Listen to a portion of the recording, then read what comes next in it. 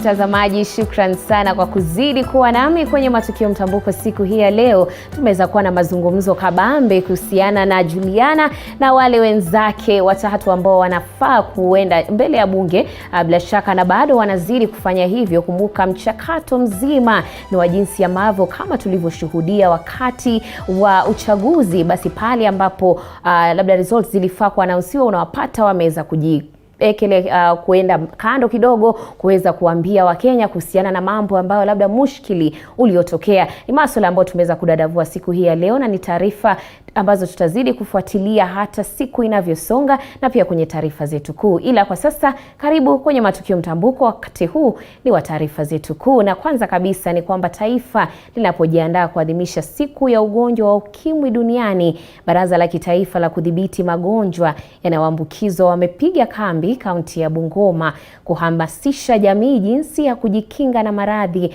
ya ukimwi. Na kwa sasa tunaungana na mwanahabari wetu Joashon Sare ambaye yuko katika kaunti ya Bungoma ili aweze kutuarifu zaidi. Kaka Onsare, natumai upo salama, hebu tupashe.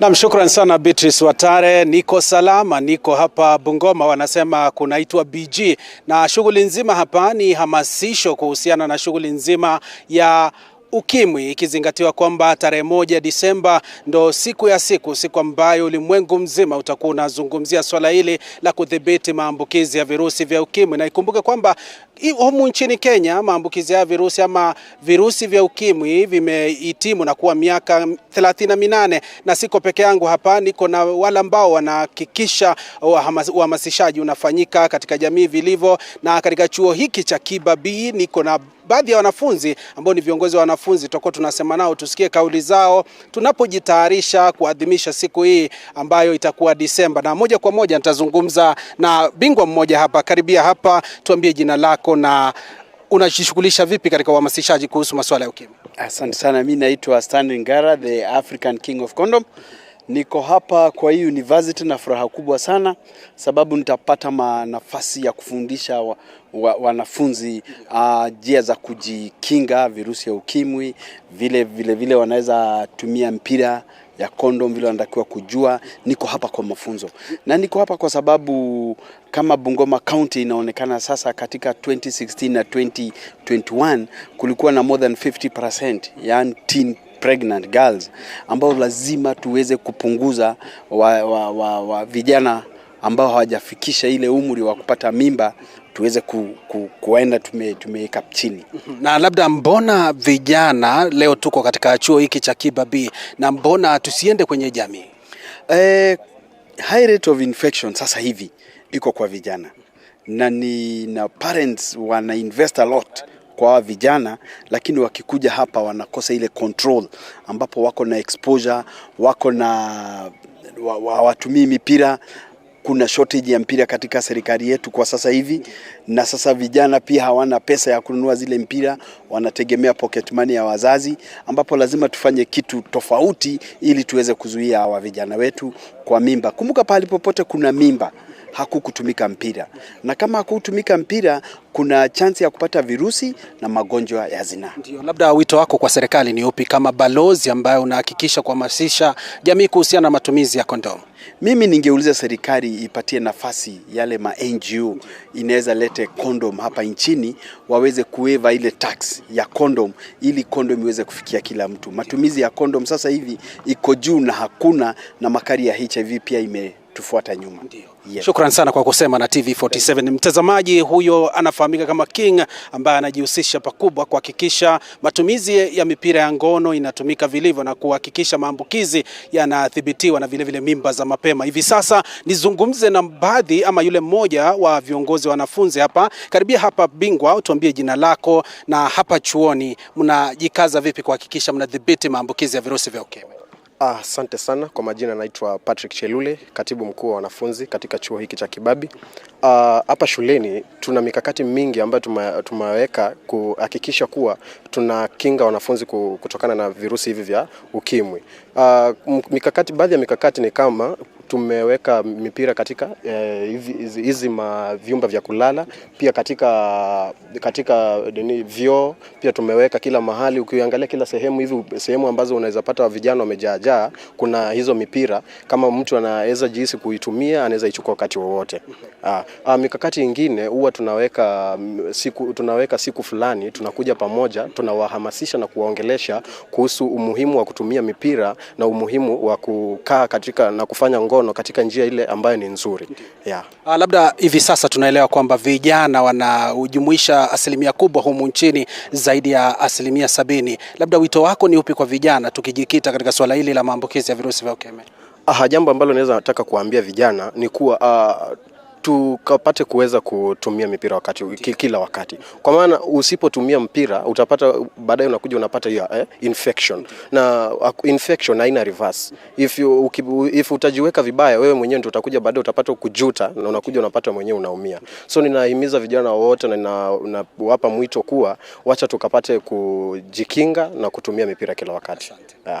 Na bila shaka mtazamaji, ndo shughuli nzima ambayo tunazidi kuiangazia kwa kina, kuhakikisha tunakufahamisha wewe mtazamaji ni kipi kinajiri kuhusiana na shughuli nzima ya kuhamasisha kuhusiana na virusi vya ukimwi na magonjwa mengine. Ikumbuke kwamba shirika ama lile baraza la kitaifa la kudhibiti magonjwa yanayoambukizanwa NSDCC wako hapa, na tutakuwa tunasema nao baadaye kitimu mwendo wa saa 1:30 jioni siku ya leo. Tutakuwa tunakujia mubashara kutoka chuo hiki cha Kibabii, ambapo tutakuwa tunazungumzia swala hilo kwa kina zaidi. Lakini kwa sasa wacha nirudishe kwake Beatrice Watare ambaye amepiga kambi studioni atutaarifu taarifa zaidi kutoka maeneo mbalimbali. Beatrice Watare, nakupa usukani kwako. Naam, shukran sana Joashon Sare kwa kusema labda na wakazi hapo kaunti ya Bungoma, kumbuka swala nzima la kuhakikisha kwamba tunaidhinisha siku ya ukimwi duniani. Kumbuka ni tarehe 1 Desemba. Ni swala ambalo tutazidi kudadavua ile mipira, basi tuweze kuhakikisha kwamba inatumika haswa wakati huu ambapo tunazamia sherehe za Krismasi na sherehe zinginezo. Ila Onsare atazidi kufuatilia taarifa hiyo. Wacha tuweze kusonga mbele, na ni kwamba vikao vya kamati ya bunge ya sheria vya kujadili maombi ya kubanduliwa kwa makamishna 4 wa IEBC kutoka afisini vinaendelea, na hii leo ikiwa ni zamu ya makamishna Francis Wanderi na Justus Nyengaya kujitetea. Hebu tusikilize yaliyozungumzwa. An order of proceedings over the weekend indicating that we would be available, would be required to present ourselves today in the morning at 10, and as I've said, would have 1 hour again to make representation or presentations on account of 4 petitions filed by the petitioners. And as earlier raised when we were before you on the 24th, we do not believe that this is sufficient time to be able to address these issues, especially because we do not have the requisite information that we have sought. So perhaps before we proceed, Mr. Chair, if the committee would be able to shed some light on at least the request that we had made for us to be able to now form an opinion or a decision on how we'd best conduct the hearing before you. Thank you. Thank you. Thank you very much. Before I ask the others to comment, Mr. Gishamba, you need to confirm that the first letter we sent to you had a provision for cross-examination of witnesses.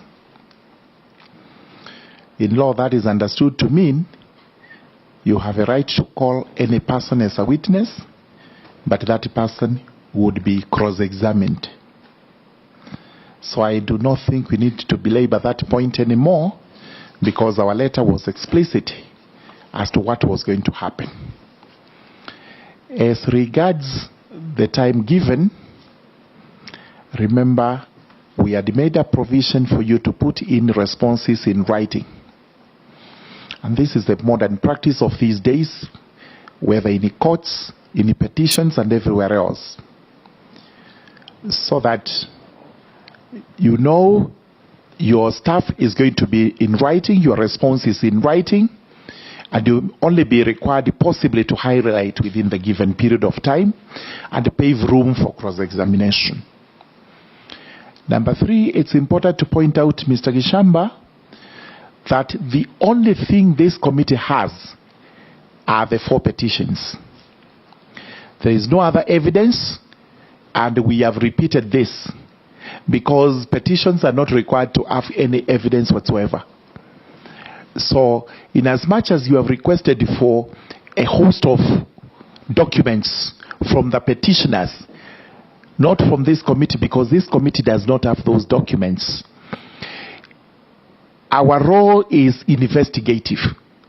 We are purely to investigate whether these petitions disclose prima facie matters, which merit a recommendation to Parliament for a further recommendation for appointment of the tribunal. We may have to repeat that much of that evidence is not for this forum. It is going to be adduced, or whatever is going to happen if the matter ever reaches the tribunal. As regards the petitioners, you waived your rights when you failed to come to cross-examine them. We cannot revisit that anymore because it's now water under the bridge. Now, your letter was to be considered on the 24th because it had raised these issues, but we first and foremost said we have to deal with the issue of jurisdiction. However, upon ruling that this committee is actually properly seized of the matter, you elected to withdraw. And they said you would not participate in these proceedings anymore. That means you waived your opportunity to raise the matters that you are raising now on the 24th, which was the most appropriate time to talk about what evidence you required, whether it was available, and whether it would be delivered. So having said that, my understanding of the issues you raised, which you have not concluded, is that we should be reopening some of the matters that we should have considered on the 24th of November, which matters cannot be.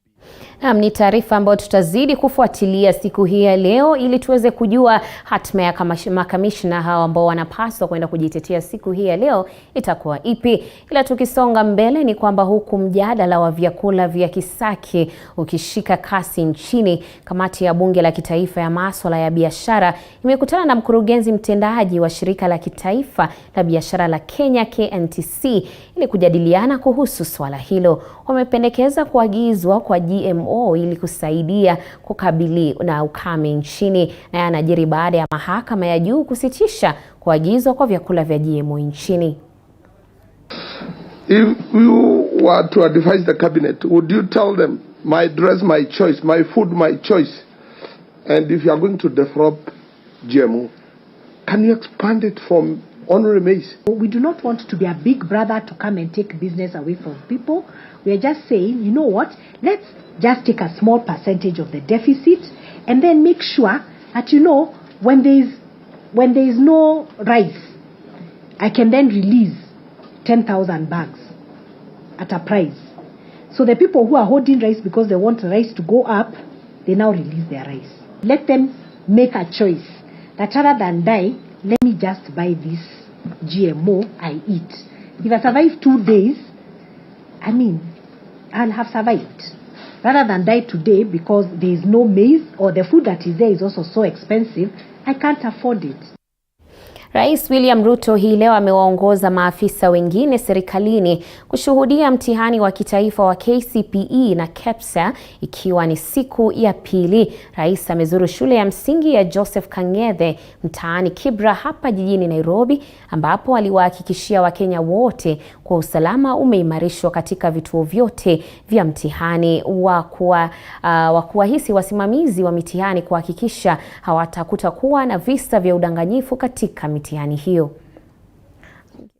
Mambo haya ya elimu tumekubaliana na wao ya kwamba kila mwanafunzi bila ya kusumbuliwa, bila ya mambo ya vurugu katika sehemu zote za Kenya, kila mwanafunzi apatiwe nafasi ya kufanya mtihani katika mazingira tulivu na mazingira yenye iko na amani.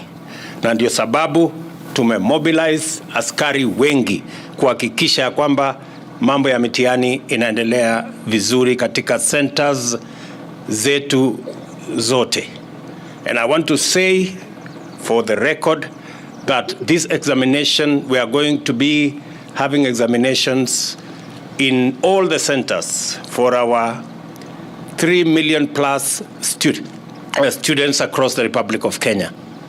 This is a very important moment for us as a nation. It is a very important moment for millions of parents, guardians, your friends, your relatives, and we want to ensure that this exam is administered in the best way possible.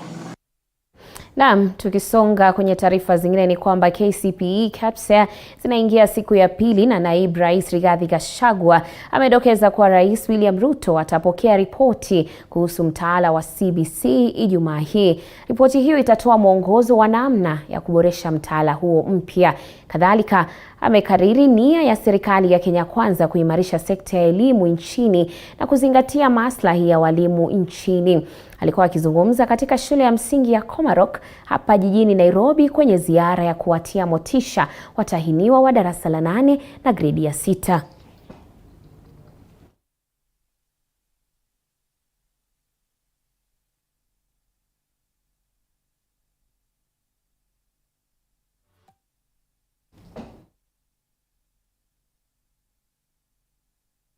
Prepare these learners for the good job that you have done.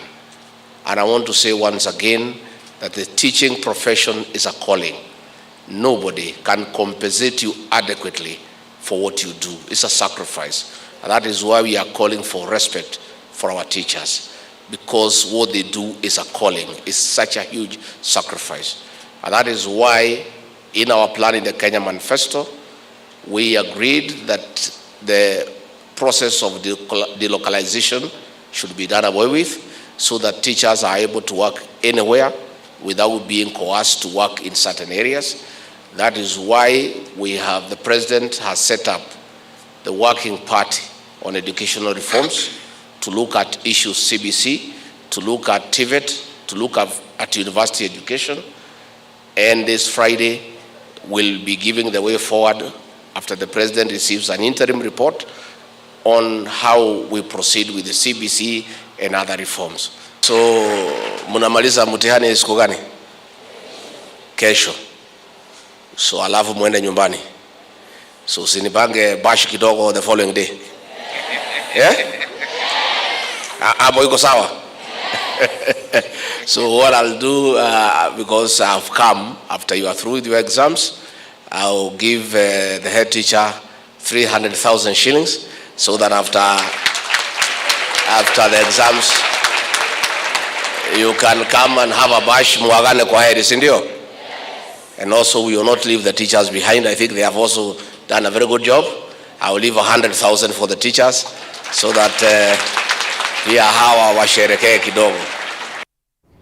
Na nadhani ni afueni kubwa haswa kwa wazazi, walimu na pia wanafunzi pale ambapo wanahisi kwamba serikali iliyopo basi inatia kipaumbele upande wa elimu. Ila tukisonga mbele ni kwamba waziri mwenye mamlaka zaidi Musalia Mudavadi ameelezea kuridhishwa kwake na mfumo wa CBC, huku akidokeza kuwa ripoti inayotarajiwa baadaye wiki hii kuhusiana na mtaala huo utasaidia kuboresha mtaala huo hata zaidi. Na alikuwa akizungumza katika shule ya msingi ya Kilimani hapa jijini Nairobi wakati katika ziara ya kukagua zoezi la mitihani ya kitaifa kwa wanafunzi wa darasa la 8 na gredi ya 6.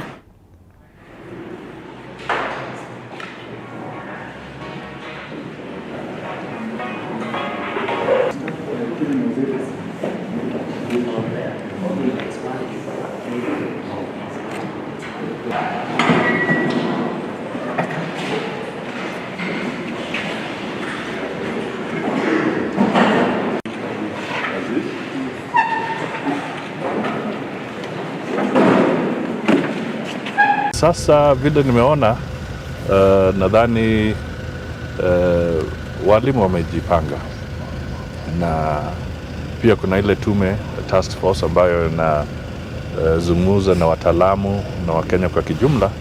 Labda pahali ambapo panahitaji marekebisho tutapata ujumbe kutoka kwa hiyo ama recommendations kutoka kwa hiyo task force. Lakini kwa sasa mimi nimeona kwamba wamejipanga vizuri. Pia ningependa kupongeza Kenya National Examination Council ambao wamewakilishwa hapa pia, kwa sababu hakuna chochote ambacho kimechelewa. Wako tayari. Naam, na tukisonga mbele ni kwamba watahiniwa wa darasa la 8 na gredi ya 6 wanaendelea kuandika mitihani ya KCPE na KPSEA kwa siku ya pili. Watahiniwa hao watakamilisha mitihani yao hapo kesho, huku watahiniwa wa kidato cha 4 wakijitayarisha kuanza kuandika mtihani wa KCSE Ijumaa wiki hii.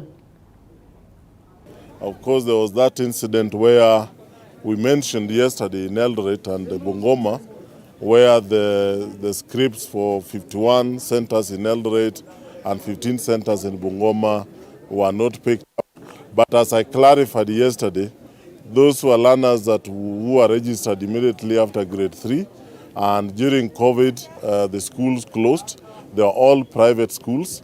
We checked the scripts, the cover, most of them were 5 candidates, 6 candidates. So these centers closed down, and these learners moved on to other schools where they were able to sit their KPSEA.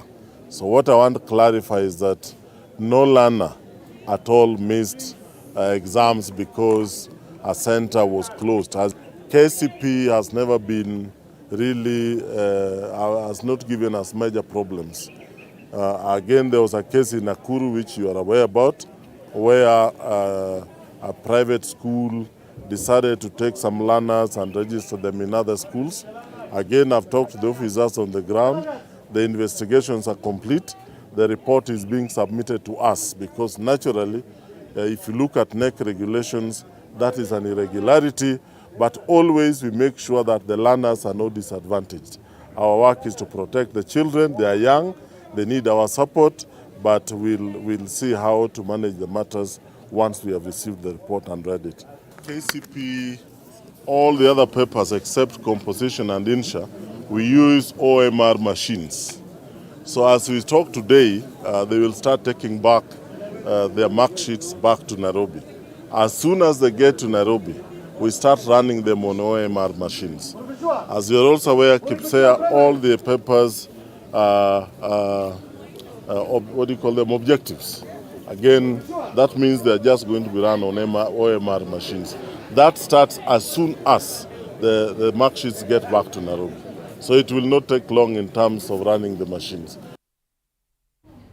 Naam, tukisonga mbele ni kwamba huku mtihani wa shule za msingi KCPE ukiingia siku ya pili, wafungwa 19 kutoka gereza la Kitui ni miongoni mwa watahiniwa 41,212 kaunti ya Kitui wanaofanya mtihani wao mwaka huu. Na kwa mujibu wa Cosmas Munyalo, naibu afisa wa gereza la Kitui, wamekuwa wakiwaandaa wafungwa kwa takriban mwaka mmoja sasa. Na ameeleza kuwa wamekuwa wakiwahimiza wafungwa kufanya mitihani yao ya taifa wakiwa gerezani, kwani wana nafasi kubwa zaidi itakayowawezesha kujikimu katika maisha yao ya baadaye. Kulingana na Munyalo, walisajili watahiniwa 20 ila mmoja aliachiliwa uhuru na kwenda zake na kutorejea kufanya mtihani wake. 9 ndio wako hapa. Wafungwa hawa tumewatayarisha kwa muda wa mwaka mmoja sasa.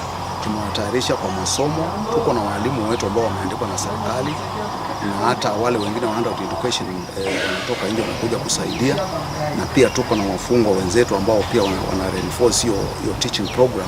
Ile muda ambao wanakaa hapa at least badala ya kuharibu wakati bure, huwa wanatumia ule wakati profitably kwa kusoma, ili at least wakitoka nje wao wamepata hizo certificate na wanaenda kujisaidia kule nje. Sasa hii mimi nilifungwa 2021, bado nimesukuma mwaka mmoja na kitu, na bado nimetuma appeal nikiendelea na koti, tunaendelea na masomo pande nyingine, sababu najua masomo itanisaidia ndio nipate certificate, inaweza kuwa mzuri Edith Murunga na wanao 4 wenye umri wa kati ya mwaka 1 na 7 wakilazwa katika hospitali ya Kocholia.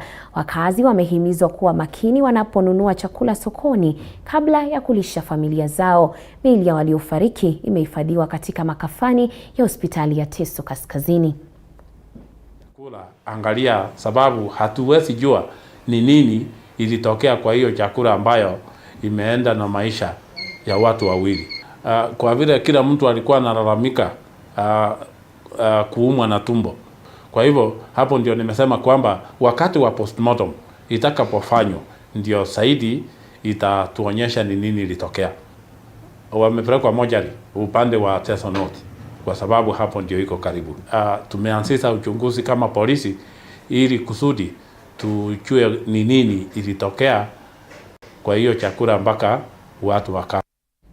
Naam, tukisonga mbele, hatua ya mahakama ya Eldoret kupiga breki usaili na uapisho wa maafisa wakuu walioteuliwa na gavana wa kaunti ya Trans Nzoia George Natembeya inaendelea kukosolewa na makundi ya kina mama na wasomi ambao sasa wanarai walalamishi kuondoa kesi mahakamani ili kutatua swala hilo. Makundi hayo na wasomi wakiongozwa na Daktari Luke Naibei wamesema endapo kesi hiyo haitaondolewa mahakamani itaathiri utendakazi wa gavana Natembeya na hivyo basi kuathiri utoaji huduma kwa wakazi.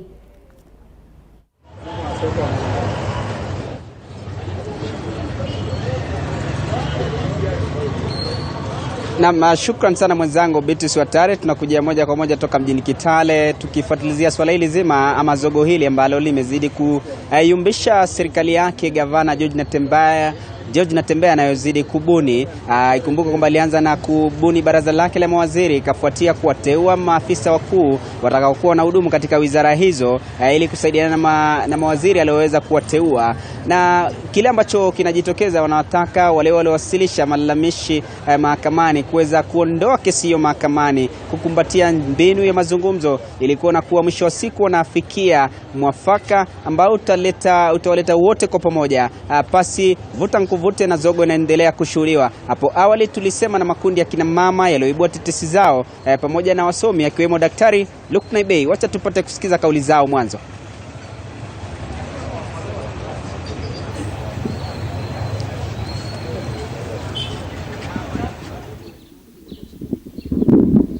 Kazi ya gavana haiwezi rudishwa nyuma kwa sababu ya very few selfish individuals. Na wengi ambao tunajua wanasukuma hii kitu mbele ni former angry, corrupt chief officers wenye walikuwa ni wezi. Na tunajua hao ndio wanasukuma hii maneno mbele. Tungependa waharakishe kabisa watoe hizo kesi kotini na ili gavana wetu apate kuendelea. Amechukua Mkisii, amechukua Kikuyu, amechukua Wanandi wetu wako kwa hiyo cabinet karibu 4 na wamepewa cheo ya juu kabisa. Sasa sijui ni kwa sababu gani wanampika vita.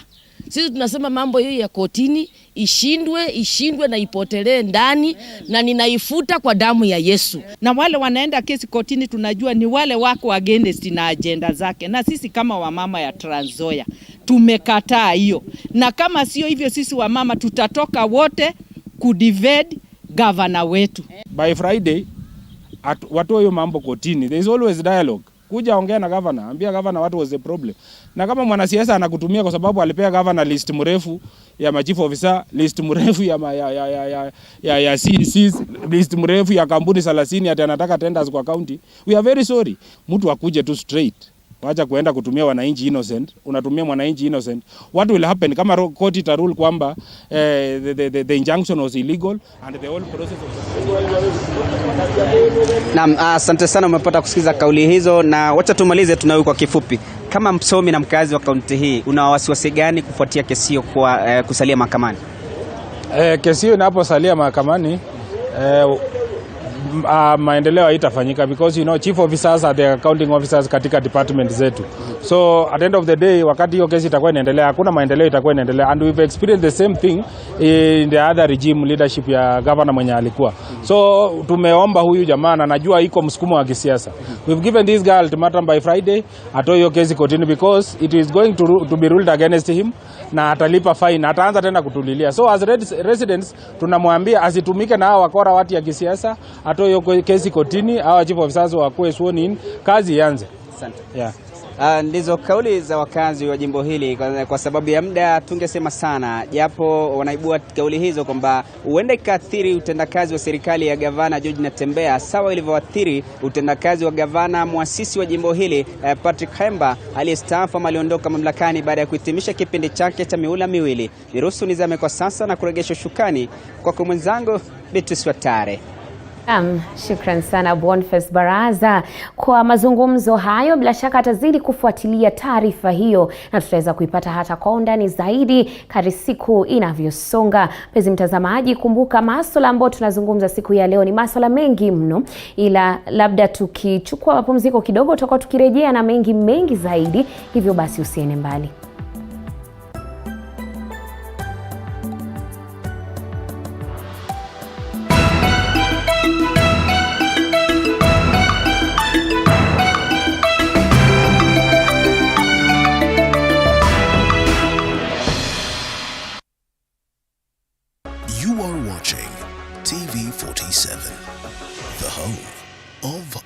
Stories.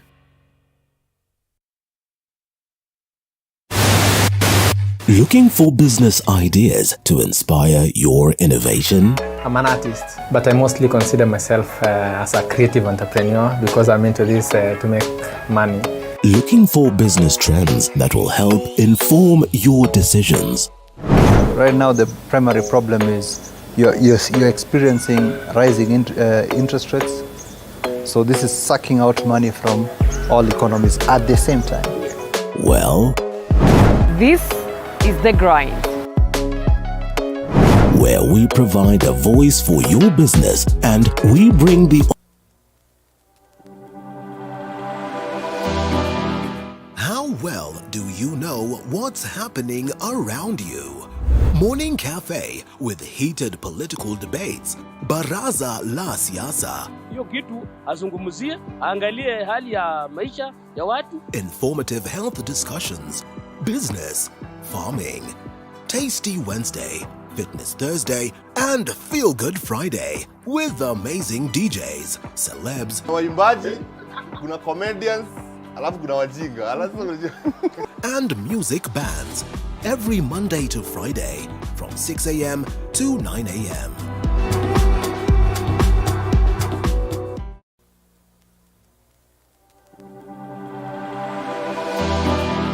How well do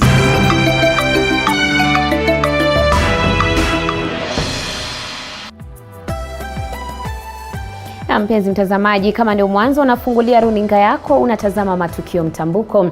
Na hivi sasa tukisonga mbele ni kwamba ugavi sawa wa rasilimali na mapato kwenye bonde la Kerio umetajwa kuwa suluhu ya kipekee kwa mizozo baina ya jamii zinazoishi eneo hilo, huku kwa muda mfupi sasa juhudi za wenyeji kushirikiana katika kuboresha amani zikionekana kuzaa matunda.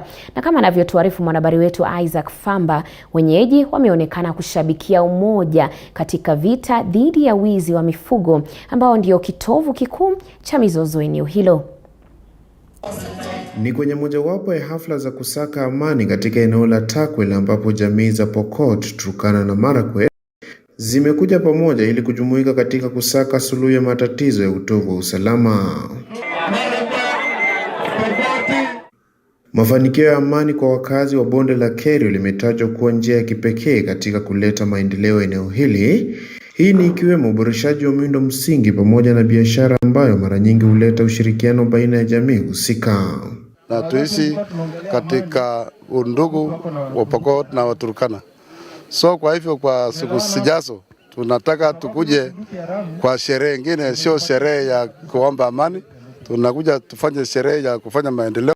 Tunataka kuja tufanye sherehe ya tulimie mashamba, tufanyiwe irrigation, tujengiwe mashule na mambo mengine. Na tungeomba tu serikali watujengee mashule sehemu za boda ili maisha hao wakaji wa Masolo wote iweze kuimarika na iwe ni watu wa kutegemea kwa maisha usoni. Ukosefu wa amani umekosesha usingizi wa kazi, huku kina mama wakilazimika kubeba mzigo wa mashaka hayo, kwani visa vya ubakaji vimeongezeka. Sisi tukiwa wamama tumelia sana, tumechoka kwa sababu sisi ndio tunabeba mzigo ya watoto kutafutia chakula, na kwa mara nyingi sisi sio watu wa kupimiwa chakula kwa sababu tuko na mchanga ya kulima, lakini kwa sababu ya hii mambo ya kuoa mtu kwa shamba, kuoa mtu kwa kuni, kijana anakuja kufua mama nguo na baki uchi, anatazama uchi ya mama yake. Tumechoka. Tunataka serikali ya Ruto atunyang'anyia sisi funduki tukiwa korido hii ya Turkana na Pokot. Uwekezaji kwenye michezo na tamaduni imetajwa kuwa mbinu pia ya kuwaleta wakazi pamoja, huku usimamizi wa Work Tekla Rupe ukielezea mafanikio ya michezo katika mpango wa kuleta amani kwenye bonde hili.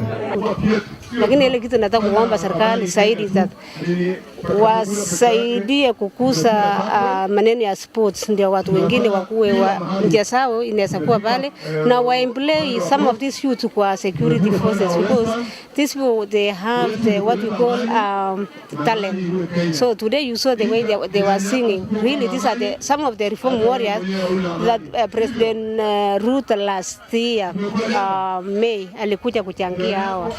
Isaac Famba, TV47 kutoka kaunti ya Pokot Magharibi. Naam, tukisonga mbele, viongozi wa Kenya Kwanza kutoka kaunti ya Embu wamekosoa hatua ya kinara wa Azimio la Umoja One Kenya Raila Odinga kuitisha maandamano dhidi ya mabadiliko katika tume ya IEBC, wakisema kwamba hatua hiyo itaathiri uchumi wa taifa.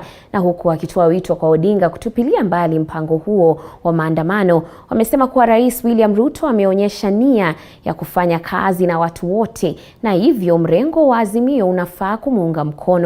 Aidha, wametoa wito kwa Wizara ya Usalama wa Ndani kutoruhusu maandamano na kuwachukulia hatua wale watakaoshiriki kwenye maandamano bila sababu muhimu. To the greater extent, because it's a statesman, is respected in the Republic of Kenya and in Africa. But the actions which is trying to take from this week of encouraging the mass action demonstrations in different parts of this country, we condemn such cause, such actions with strongest terms possible. Tunawaomba Wakenya wote, hata wale walipoteza uchaguzi, tunawaomba wajue ya kwamba sasa fanya kazi. Uchaguzi umekwisha, na rais wetu anajumuisha sisi sote kwa uongozi kwa njia moja ama nyingine. Everybody has got a part to play in the development of this country, and so we are requesting all leaders and all citizens of this country to join hands with the elected leaders so that we can make our country move to the next level.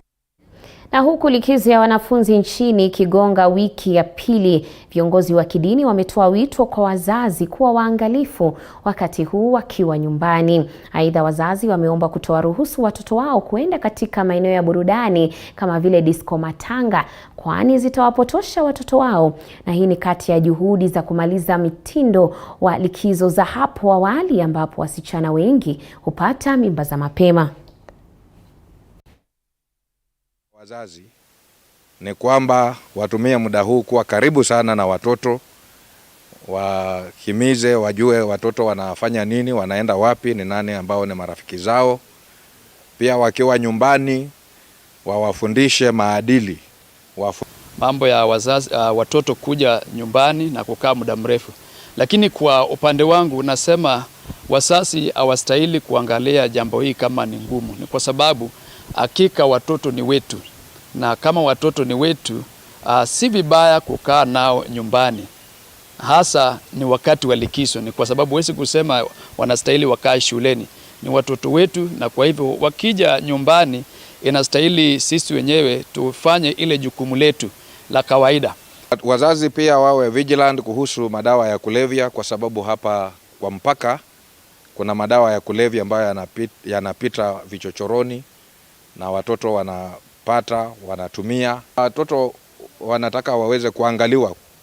Wazazi wakati huu wasiseme kwamba wako busy sana, wanatafuta chakula, wako na kazi na shughuli na hawajui watoto vile wanavyoendelea. Naam, tukisonga mbele ni kwamba wazee wa jamii wa Mijikenda wametoa wito kwa mahakama kushughulikia dhulma ya kihistoria ya ardhi mkoani wa Pwani ili kuokoa wazee kutokana na vifo.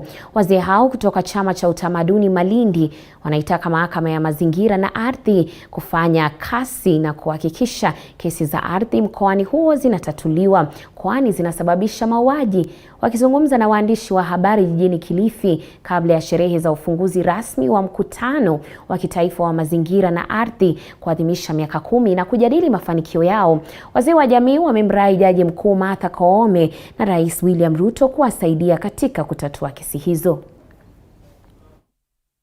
ili na sisi tuweze kupata nafasi ya kuweza kuangazia maswala ama matatizo ambayo yanatukumba kama jamii ya Wakilifi, hususani ya wazee wetu kuuawa kila siku, ambayo tukichunguza kwa umakini tunaona kwamba ardhi imechangia sana wazee wetu kuuawa. Ya kwanza ni kwamba watoto wetu wanatumaliza kwa sababu wanataka warithi mali, hasa shamba, kabla wazee hawajakufa.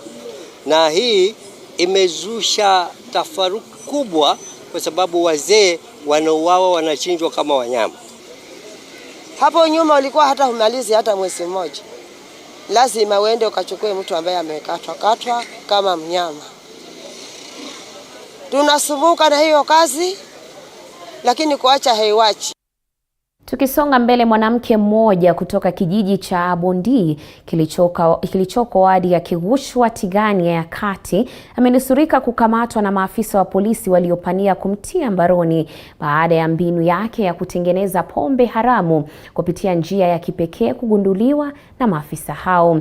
Masimbui anasemekana kupitisha mabomba chini ambayo yanaunganisha eneo la kutengenezea na eneo la kuchota, kama vile maji huchotwa kutoka kwa bomba la maji. DCC wa eneo hilo Patrick Meso wakishirikiana na OCPD Joel Chepkoni wakitoa onyo kali kwa wagema wanaoendesha shughuli hiyo haramu. Hii ni kama brewery kubwa sana. Pombe factory imetengenezwa, hata mtu hivi kwa ukweli hangekuja na akajua pombe inatengenezwa chini hapa. Manake kumepandwa miraa, kumepandwa ndizi, hata huwezi jua kama kuna mitungi na mitungi ya pombe hapa chini. Tuko na hakika tutampata, na hivi tumeanza kumtafuta. Ingawaje hayuko, lakini tutafanya mbinu juu na chini tuhakikishe kwamba mkono wa sheria umemfikia na haki itendeke kulingana na sheria hiyo. Tumekuja tunajaribu kutafuta hata chembe ya kuchimba peke yake tu, watu wanakataa kutoa. So naomba ndio tumalize pombe wenyeji pia, because watoto wenu at the end of the day ndio wanaumia na mabwana zenu. Afadhali wakiwa iko kitu kama hii, mshirikiane na polisi. Na tukisonga mbele ni kwamba Wizara ya Mazingira nchini inalenga kuanzisha mikakati ya kudhibiti uuzaji makaa ili kuhakikisha jamii zinazojihusisha na biashara hiyo zinafaidika kikamilifu. Waziri wa Mazingira Soipan Tuya amesema kuwa ukosefu wa sheria za upanzi na uuzaji wa mikoko zinaathiri pakubwa ukuaji wa biashara hiyo katika eneo la Pwani. Tuya aliyekuwa ameandamana na gavana wa Kwale Fatuma Achani kukagua miradi ya maendeleo inayotekelezwa na shirika la kimataifa la UNDP katika eneo la Gasi ameahidi kuhakikisha sheria za kudhibiti biashara hiyo. Wakazi wa vijiji vya Makongeni na Gasi wanaojihusisha na utunzaji wa mikoko wanafaidika na takriban shilingi milioni 5 kila mwaka. Ya kuweza kuendeleza maoni kama hii ya huu mradi wa mikoko pamoja, na hiyo ni jambo ambalo liko kwa meza yangu, tuweze kuactualize zile regulations na sheria ambayo itaweza kuregulate mambo ya carbon trading. Na bila shaka mradi kama huu, ile step nyingine ambayo tutachukua ni kujaribu kuipanua na kuireplicate katika sehemu zingine za Pwani. Mradi huu umepatia sifa kaunti ya Kwale. Ni mradi ambao watu wote wanakuja hapa kuusoma na kuonesha vile ambavyo naweza kusonga mbele. So tuko na mikoko pamoja hapa, na pia tuko na vanga yenye pia nayo wanafanya restoration. Sasa hivi kama hapa Gazi ni ekari 120 pekee zinatumika kwa uuzaji wa hewa kaa, na tuna zaidi ya ekari 600. Sasa hizi ekari zilizobakia hakuna manufaa ambayo jamii inapata. Sasa nikimuuliza waziri kupitia shirika la KFS. Naam, kwingineko, Wizara ya Elimu imehimizwa kuzingatia uwekezaji katika masomo ya kidijitali ili kukuza uwezo wa wanafunzi katika uvumbuzi wa mitandao utakaoimarisha biashara za mitandaoni. Masomo ya kidijitali yakitakiwa kuzingatiwa na Wizara ya Elimu katika shule za msingi, upili na vyuo vikuu ili kuwawezesha wanafunzi kufanya uvumbuzi wa mitandao utakaoinua vipaji vyao. Washikadau wanasema kwamba wataalamu wa kiteknolojia ni kiungo muhimu wanaotumika pakubwa katika kuimarisha biashara za mitandao. Haya yamejiri katika hafla ya kutuzwa kwa mashirika, makampuni na watu 100 waliobobea kuimarisha biashara kupitia mifumo ya kidijitali maarufu kama digital transformation huko Diani, kaunti ya Kwale. Afisa mkuu wa teknolojia katika benki ya Absa, Moses Okundi, alituzwa kama msimamizi bora wa kiteknolojia wa mwaka 2022 katika hafla hiyo.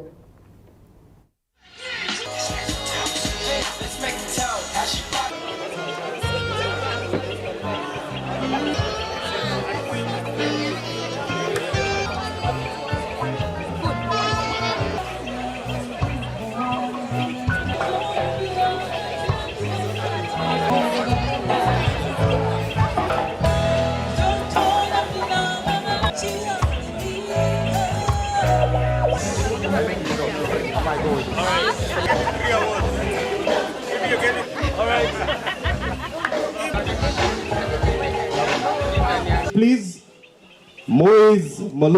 a lot of the time you find that businesses succeed or fail because of technology, and it's important that we acknowledge what technology professionals do in those businesses, because I always say, when you see a business reporting profits, a lot of the time the credit goes to the CEO or the CFO, but actually the people who actually get the systems which drive that business are the IT technology professionals.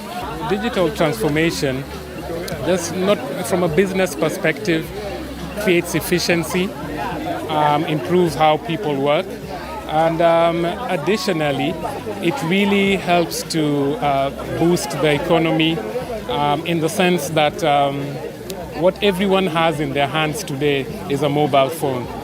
I think education as well is something that's really critical. I think we need to be reaching a lot broader audience in terms of educating them. A lot of education is happening where we're showing computer pictures to children in the rural areas, and I think that's really sad because they can't use the computer picture. They can't use the computer, so they can see a picture of it, but that doesn't give them the access that they need to be able to grow and be immersed in digital transformation so they themselves can become developers or security specialists in the future. Na kwa usanjari huo wa kielimu ni kwamba watahiniwa wa darasa la 8 na grade ya 6 wanaendelea kuandika mitihani ya KCPE na KPSEA kwa siku ya pili, na watahiniwa hao watakamilisha mitihani yao hapo kesho, huku watahiniwa wa kidato cha 4 wakijitayarisha kuanza kuandika mitihani ya KCSE Ijumaa wiki hii.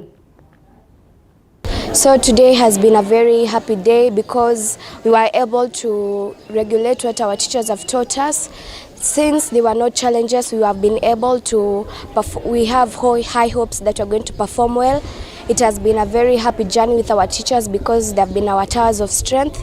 They've held with us every step of the way, and we expect good results. It has been a very easy examination to me. In fact, it has seemed similar to me. It is not a strange exam. And Courageous has taken the better part of my body. To the rest of my colleagues, are also in the opinion that the examination was easy, and they are quite sure that they must achieve great marks. KPSEA is nothing to be really worried about. It's just an assessment like we have always done. So let's pull up our assess and we'll get good marks. As we have said, We are the first KIBSA candidates and we shall put a mark on it. I think day one has not had any challenges since we have done all that the teachers have expected from us. And I know that after this exam, we expect success. And I know that we can make it because we are the first KIBSA candidates and we'll leave a mark on it. Na mpenzi mtazamaji, taarifa hiyo imeweza kutamatisha awamu hii ya Matukio Mtambuko. Ila natoa shukrani za dhati kwa wote walio